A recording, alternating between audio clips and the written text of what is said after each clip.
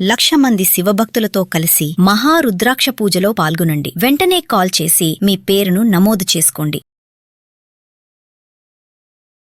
నమస్తే, welcome back to Suman TV. Present మనతో పాటు ఉన్నారు అనలిస్ట్ మందర్ కృష్ణారెడ్డి గారు. నమస్తే సార్. నమస్తే అమ్మా. సార్, ఆర్బీఐ గత 10 ఏళ్లలో ఇప్పటి వరకు 78 బ్యాంకుల్ని మూసివేసింది. మరి ఇప్పుడు అందులో అకౌంట్స్ లో డబ్బులు పెట్టిన వాళ్ళ డబ్బులు సేఫే అంటారా? మరి ఫిక్స్డ్ డిపాజిట్స్ ఏవైతే ఉంటాయో అవన్నీ కూడా ఎలా ఉంటుంది? ఒకసారి బ్యాంకులు కనుక మూసివేయడం జరిగితే మరి అందులో అకౌంట్స్ లో ఉన్న వాళ్ళ అకౌంట్ హోల్డర్స్ కానీ వీళ్ళందరి పైన ప్రభావం ఎలా ఉంటుంది? అసలు ఒకసారి దీని గురించి డీటెయిల్ గా మాట్లాడుకుంటే. భారతదేశంలో ఏ ఫైనాన్షియల్ ఇన్స్టిట్యూషన్ నడవాలన్నా, అంటే బ్యాంకులు కానీ, నాన్ బ్యాంకింగ్ ఫైనాన్స్ కంపెనీస్ కానీ, చిట్ ఫండ్ కంపెనీస్ కానీ, ఇలాంటి ఏవైనా డబ్బుతో కూడుకున్నటువంటి ఏ రకమైనటువంటి యంత్రాంగం నడిపించాలన్నా ప్రజల డబ్బులు తీసుకొని లేదా ప్రజలకు అప్పులు ఇవ్వడానికి ఇష్టపడేటువంటి కంపెనీస్ తప్పనిసరిగా ఆర్బీఐ దగ్గర రిజిస్ట్రేషన్ చేసుకోవాల్సి. ఆర్బీఐ గైడ్ లైన్స్ ప్రకారంగా, ఆర్బీఐ నిబంధనల ప్రకారంగా కంపల్సరిగా ఆ ఇన్స్టిట్యూషన్ నడపాలి.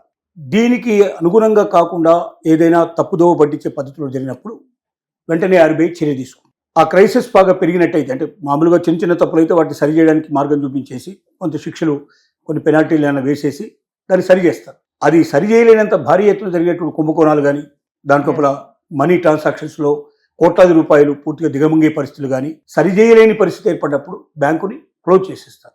అంటే దాని గుర్తింపును రద్దు చేస్తారు శాశ్వతంగా. అవి ప్రైవేట్ బ్యాంక్స్ కావచ్చు, గవర్నమెంట్ బ్యాంక్స్ కావచ్చు, అంటే నేషనలైజ్ బ్యాంక్స్ కావచ్చు, ప్రైవేట్ బ్యాంక్స్ కావచ్చు, లేకపోతే వారి నాన్ బ్యాంకింగ్ ఫైనాన్స్ కంపెనీ కావచ్చు, చిట్ ఫండ్ కంపెనీ కావచ్చు, ఏదైనా సరే ఫైనాన్స్తో కూడుకున్నటువంటి సంబంధించినటువంటి. దీంట్లో భాగంగా స్వాతంత్రం వచ్చినప్పటి నుంచి ఇప్పటిదాకా మొత్తం 78 బ్యాంకుల్ని ఆ రకంగా క్లోజ్ చేయడం జరిగింది, క్రైసిస్లో పడ్డ బ్యాంకులు. దీంట్లో నేషనలైజ్ బ్యాంక్స్ ఉన్నాయి, దీంట్లో ప్రైవేట్ బ్యాంక్స్ ఉన్నాయి, కోఆపరేటివ్ బ్యాంక్స్ ఉన్నాయి, రకరకాల బ్యాంక్స్ ఉన్నాయి. ఈ పరిస్థితి ఎందుకు వచ్చింది అన్నప్పుడు మేనేజ్మెంట్లో లోపాలు, ప్రజల డబ్బును దిగమింగాలనేటువంటి కోరిక, ఎంత పెద్ద నేరం చేసినా ఏముంది, కొన్నాళ్ళు జైల్లో కూర్చుంటాం, బయటకు వస్తాం, ఆస్తులన్నీ మనకే మిగిలిపోతాయనేటువంటి ఒక మొండి ధైర్యం, ఇలాంటి రకరకాల కారణాల వల్ల బ్యాంకుల్లో, ఫైనాన్స్ ఇన్స్టిట్యూషన్స్లో తప్పులు విపరీతంగా జరుగుతున్నాయి. దీనికి తోడు సెబీలో కూడా ఈ మధ్య భారీ కుంభకోణాలు జరుగుతున్నాయి. వీటన్నిటినీ అధిగమించడానికి బ్యాంకులు బాగా నడవడానికి రిజర్వ్ బ్యాంక్ ఆఫ్ ఇండియా ఎప్పటికప్పుడు రకరకాల కొత్త నిబంధనలు తీసుకొస్తూనే ఉంది. కానీ 140 కోట్ల ప్రజానికం ఉన్నటువంటి భారతదేశం లోపల ఎక్కడో మారుమూలన ఒక బ్యాంకులో జరిగేటువంటి ట్రాన్సాక్షన్స్ ప్రజలందరినీ ముంచేసిన తర్వాత, ప్రజలు బాధలకు, ఇబ్బందులకు గురైన తర్వాత, తమ డబ్బు తమకు అందట్లేదు, డబ్బును లేకపోతే దాంట్లో దాచుకున్న బంగారాలు కూడా చాలామంది చాలాసార్లు వారు వేరే వాళ్ళు, అంటే దొంగతనాలు జరగడం కానీ, లేకపోతే దాంట్లో ఉండే స్టాఫే దాన్ని దొంగిలించడం కానీ, ఇలాంటి రకరకాల కారణాలు మనం పేపర్లో చూస్తూనే ఉంటాం. నియంత్రించడం అంత సులభం కాదు. ఒకసారి ప్రజలు మోసపోయారని బయటకు పడిన తర్వాత ఉదంతం అంతా రిజర్వ్ బ్యాంక్ దాకా దృష్టికి వచ్చినప్పుడు అప్పుడు కానీ దాన్ని క్లోజ్ చేయడం జరుగుతుంది. ఈ లోపల లక్షల మంది ప్రజలు మునిగిపోతున్నారు. మరి వీళ్ళకి ఏమొస్తుంది? వీళ్ళకి ఒక బ్యాంకులో మనం డబ్బు దాచుకున్నాం, అది నేషనలైజ్ బ్యాంక్స్ అయినా కావచ్చు, ప్రైవేట్ బ్యాంకులో అయినా సరే, మనం డబ్బు దాచుకున్నాం, ఓ 25 లక్షలు దాచుకున్నాం, 25 లక్షల రూపాయలు ఫిక్స్డ్ డిపాజిట్ చేసాం, లేదా ఇంకొక రకమైనటువంటి పథకంలో రకరకాల పథకాలు ఉన్నాయి. దీంట్లో మహిళల కోసం పథకాలు వేరే ఉన్నాయి, వృద్ధుల కోసం పథకాలు వేరే ఉన్నాయి, రకరకాల పథకాలు పెట్టారు. ఆ పథకాలు మనం డబ్బులు దాచుకున్నాం. ఒక బ్యాంకు క్రైసిస్లో పడితే ఆ బ్యాంకును క్లోజ్ చేసింది రిజర్వ్ బ్యాంక్ ఆఫ్ ఇండియా. అంటే ఇక తెరవడానికి వీలు లేదు, మీ పని క్లోజ్ అని చెప్పి క్లోజ్ చేసింది, బ్యాంకు నడవడానికి వీలు లేదని చెప్పేసింది.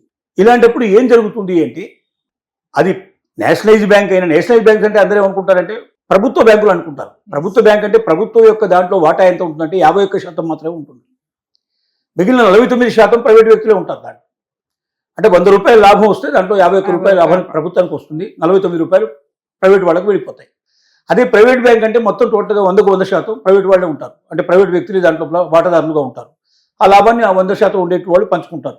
ఇది డిఫరెన్స్. అంతేగాని ప్రభుత్వ బ్యాంకులు అయినా సరే 100% ప్రభుత్వం నడుపుతుంది, ప్రజలకు పూర్తిగా 100% దాని మీద కాన్ఫిడెన్స్ ఉండాలి, పూర్తిగా దానికి గ్యారంటీ ఇస్తున్న నమ్మకం లేదు. అటు ప్రైవేట్ బ్యాంక్ కానీ ఇటు ప్రభుత్వ బ్యాంక్ కానీ ఏం చేస్తుందంటే, ఎంతమంది ఖాతాదారులు అయితే దాంట్లో చేరతారో ప్రతి ఖాతాదారుడికి 5 లక్షల రూపాయల చొప్పున వాళ్ళు ఇన్సూరెన్స్ చేస్తారు. 5 లక్షలకు మాత్రం ఇన్సూరెన్స్ చేస్తారు. అంటే మనం 1 కోటి రూపాయలు పెట్టినా, 50 లక్షలు పెట్టినా, 25 లక్షలు పెట్టినా, ఒకవేళ బ్యాంక్ క్రైసిస్లో పడి మునిగిపోతే మన చేతికి వచ్చేది 5 లక్షలే. మనం ఎంత పెట్టినా 5 లక్షల వరకు 5 లక్షల వరకే వెంటనే ఇచ్చేస్తారు మనకు.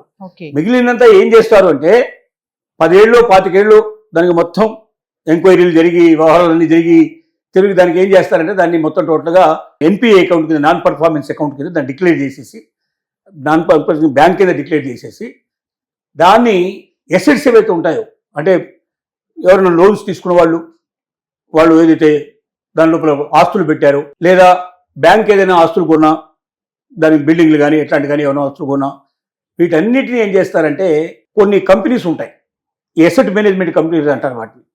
ఈ ఎసెట్ మేనేజ్మెంట్ కంపెనీలకు అప్పచెప్తారు. ఆ కంపెనీ వాళ్ళు ఏం చేస్తారు, పేపర్లో టీవీలో ఇట్లా అడ్వర్టైజ్మెంట్ ఇచ్చేసేసి, మేము వేలం వేస్తున్నాం ఫలాని ప్రాపర్టీని, ఇష్టం ఉన్నవాడు కొనుక్కోండి, దాని మూల ధర ఇంత, యాక్షన్లో మీరు ఎంత కొంటారో మీరు ముందుకు రండి అని పెడతారు. దీంట్లో ఏం జరుగుతాయంటే వీళ్ళకి సంబంధించిన వ్యక్తులే 2-3 తయారు చేసి ఓ 3 కొటేషన్స్ వేయిచ్చేస్తారు. ఆ 3 కొటేషన్స్లో ఎంత వీలైతే అంత తక్కువగా, అంటే దాంట్లో అసలు రేటు ఏదైతే ఎంతైతే అప్పు తీసుకున్నాడో అప్పుకు సంబంధించింది కాకుండా అప్పు కన్నా చాలా తక్కువగా ఉండేట్టుగానే, ఇంతకన్నా ఎక్కువ మేము కొనలేము తిన్నట్టుగా ముగ్గురుతో డిక్లేర్ చేస్తారు. 100 రూపాయలు 1000 రూపాయల తేడాతో 3 వేయించేసేసి దాని లోపలనే పూర్తిగా దిగమింగేస్తారు.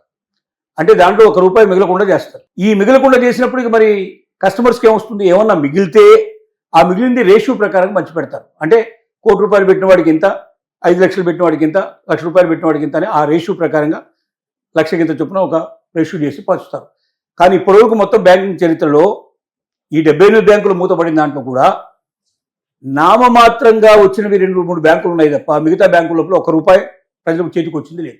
కొద్ది బ్యాంకులు మాత్రమే నామమాత్రంగా 1000, 2000, 10,000, 25,000 వచ్చాయి తప్ప అంతకన్నా లక్షల మీద వచ్చిన వాడికి ఎవరికి లేవు. ఇది ఒక మాయాజాలం.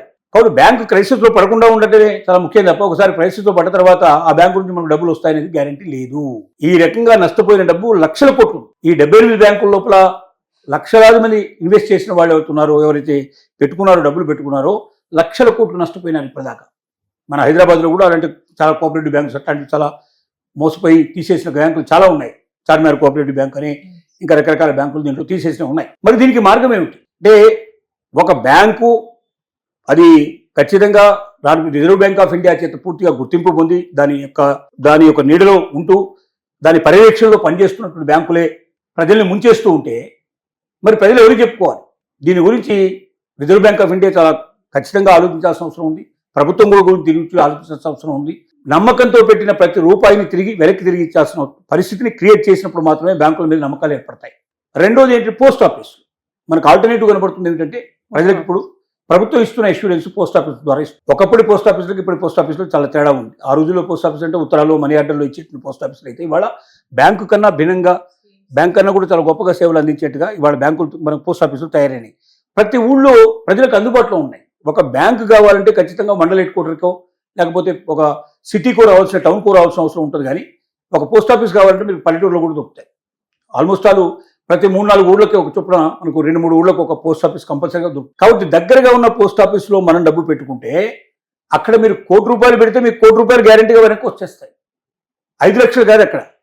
అది ఏంటంటే నేషనలైజ్డ్ సిస్టమ్ కాకుండా అది సెంట్రల్ గవర్నమెంట్ ఆధ్వర్యంలో నడుస్తుంది. కాబట్టి బ్యాంకుకి పూర్తి గ్యారంటీ గవర్నమెంట్. కాబట్టి 100% ప్రభుత్వ నిబంధనల ప్రకారంగా పోస్ట్ ఆఫీసులో ఎంతైతే డిపాజిట్ చేసుకుంటామో అంత డబ్బు సురక్షితంగా ప్రజలకు చేర్చాల్సిన బాధ్యత కేంద్ర ప్రభుత్వం.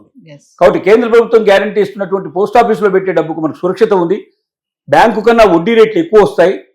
మనకు దగ్గరలో ఉన్న బ్యాంకు ఎప్పుడంటే అప్పుడు విత్డ్రా చేసుకోవడానికి అవకాశం ఉంది. పల్లెటూరులోనే కాదు, పట్టణాల్లో కూడా, సిటీలో కూడా ప్రతి ఏరియాకు ఒక పోస్ట్ ఆఫీస్ కంపల్సరీగా ఉంటుంది. మనకు పోస్ట్ ఆఫీస్ సేవలు ఇప్పుడు బాగా ఉధృతంగా పెంచారు కాబట్టి దానికి మనం భయపడాల్సిన అవసరం లేదు. కాబట్టి పూర్తి నమ్మకంగా ఇవాళ ప్రభుత్వం చూపిస్తున్న, ఇవాళ ఆర్బీఐ చూపిస్తున్న గైడెన్స్ ప్రకారంగా 100% మన డబ్బు వెనక్కి తిరిగి రావాలి. మనం పెట్టిన డబ్బులు అంటే ఒక్క పోస్ట్ ఆఫీసులు తప్ప బ్యాంకులు మాత్రం నమ్మదగినవి కావు. బ్యాంకుల్లో ఎంత డబ్బు పెట్టినా 5 లక్షలకు మాత్రమే మనకు పూర్తి గ్యారెంటీ ఉంది తప్ప అంతకన్నా మించిన గ్యారెంటీ ప్రస్తుతానికి లేదు అని చెప్పి మాత్రం ప్రజల్ని మేల్కొల్పాల్సిన బాధ్యత మన మీద ఉంది. Thank you.